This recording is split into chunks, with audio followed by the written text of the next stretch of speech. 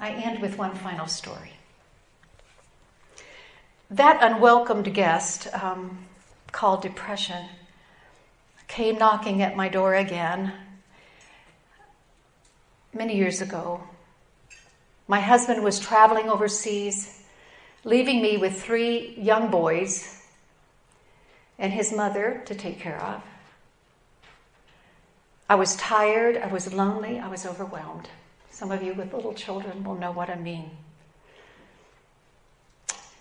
On Sunday, I remember taking a long walk up a road.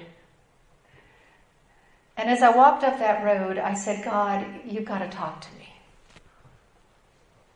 Why am I depressed? And why does this often come when my husband leaves home? Is it only because I feel lonely? I listened to what was going on inside my mind. I've learned to ask God questions and then wait. And just see if he brings to my mind a thought. And into my mind didn't come a thought, but a picture. And that's the way God often talks to me. He talks to me in pictures. I guess it's because I just love pictures. And that's why you see so many pictures. Because pictures say more to me than words sometimes. And it was a picture of me as a young girl when my dad would leave home. His work demanded he be gone from our family around 2 or 3 weeks every month. And as the oldest of 5 children, I bore a lot of the responsibility when he left because Mother needed help with 5 children. And I was the oldest and the responsible one. How many of you are oldest children? Oh, it's a curse. Sometimes. But I remember that I would get the same depression when my father would leave home. There would be that deep sense of responsibility, that reality that my father did not belong to me. He belonged to the world. And now my husband was leaving home.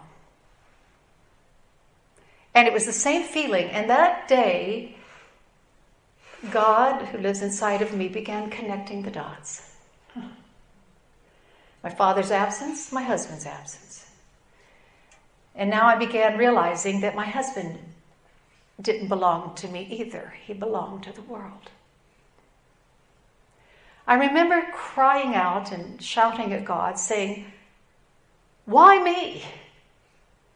How do you expect me to cope with no one there to help me?" And into my inner vision came the picture of myself as a little girl in my bedroom. A young girl that would get down by her bed and talk to God as if he were my father.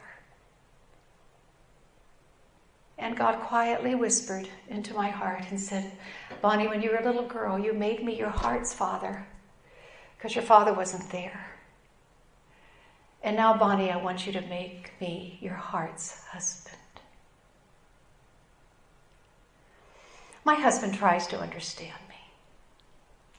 But number 1, he's not a woman. Number 2, he's not an introvert. Number 3, he hasn't experienced what I've experienced in my background and the way I was raised. My husband cannot understand me completely, and it is wrong of me to expect him to be what only God can be. But I have learned to make him my heart's husband. And for those of you who are single or single again, or those of you who are married, you have got to know you are not alone. Unless you want to be. Unless you want to be. And that is really the key, isn't it? There is always a choice to be made. Always a choice, because God's a gentleman. He respects your right to lock the door in your soul and say no. And many have. Many have. But I want to encourage you, rethink that locked door. And I want to say that you need to take some of these things to heart. Take them back. Think about them. Say, all right, take a walk. You need to do that anyway. Am I giving myself kindness? And am I giving my emotions release? Are there significant people I can talk to? Have those relationships in and of themselves answered the deepest need of my heart? Is it possible that I'm angry against God for what's happened and I need to learn to talk to Him? Again, push through the awkwardness. It will be awkward. It will feel awkward to say, God, I don't know if you're listening. But start. Tell God what you really, really feel. And then give to your mind the truth. Perhaps God has things He wants to say to you, and He has a place where He has said them. In the Bible that I read is the stories of Hagar, of Abraham, of those beautiful poems in the Psalms written by people who were honest with God and what they... I sometimes just open up the Psalms and read it and I say, wow, I feel just like that. The book of Job. You ever read those? I'll tell you, it's a wonderful experience because you really find, I am not alone. You too. And then you read about Jesus and you become amazed that God would stoop so low as to enter into all of our pain and suffering so that He could understand us.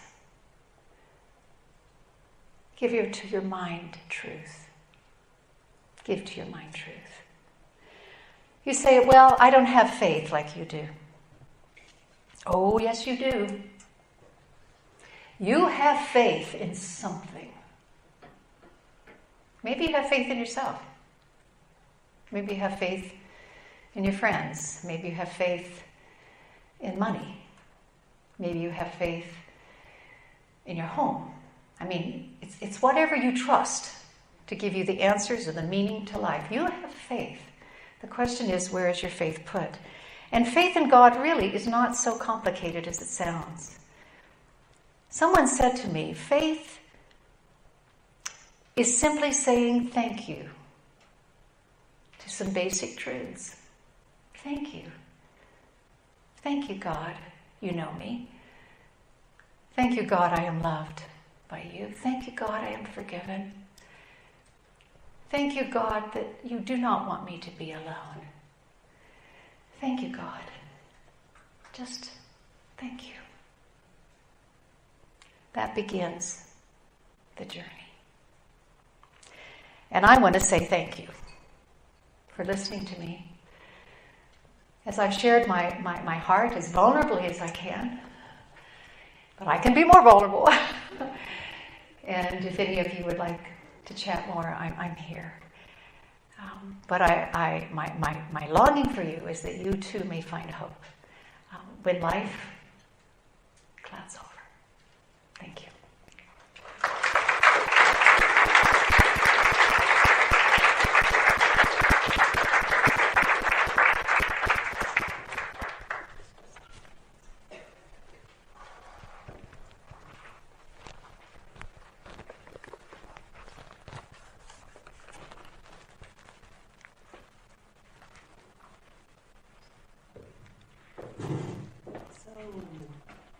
Let's give Bonnie, sorry Ann, there's two Anns in here today. Let's give Bonnie a round of applause for sharing with us this morning.